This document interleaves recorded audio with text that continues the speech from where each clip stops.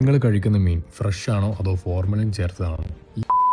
ഈ ഒരു ചോദ്യത്തിൽ നിന്നാണ് 2000 കോടിയിലധികം വാല്യുവേഷനുള്ള ഒരു ബിസിനസ് സാമ്രാജ്യം ജനിച്ചത്. സാധാരണ ഒരു മീൻ മാർക്കറ്റിൽ നിന്ന് നമ്മൾ വാങ്ങിക്കുന്ന മീൻ എത്ര ദിവസം പഴക്കമുള്ളതാണെന്ന് നമുക്കറിയില്ല. ഈ ഒരു ക്രൈസിസിനെയാണ് ഫ്രഷ് ടു ഹോം ഒരു ബിസിനസ് അവസരമാക്കി മാറ്റിയത്. ഇന്ന് ഇന്ത്യയിലും ഗൾഫ് രാജ്യങ്ങളുമായി പടർന്നു കിടക്കുന്ന ഈ സംരംഭം ടെക്നോളജിയും ട്രഡീഷനും എങ്ങനെ ഒത്തുചേരാം എന്നതിന്റെ ഏറ്റവും ബെസ്റ്റ് എക്സാമ്പിളാണ്. ഇവരുടെ സക്സസ് എന്നത് ഡയറക്റ്റ് സോഴ്സിംഗ് ആണ്. ഇടനിലക്കാരെ പൂർണ്ണമായും ഒഴിവാക്കി തീരപ്രദേശങ്ങളിലെ മത്സ്യത്തൊഴിലാളികളിൽ നിന്ന് നേരിട്ട് മീൻ ശേഖരിക്കാൻ ഇവരൊരു ആപ്പ് ഡെവലപ്പ് ചെയ്തു. ഇതിലൂടെ മത്സ്യത്തൊഴിലാളികൾക്ക് നല്ല വിലയും കസ്റ്റമേഴ്സിന് കെമിക്കൽസ് ഉപയോഗിക്കാത്ത ഫ്രഷ് മീൻ ലഭിക്കാൻ തുടങ്ങി.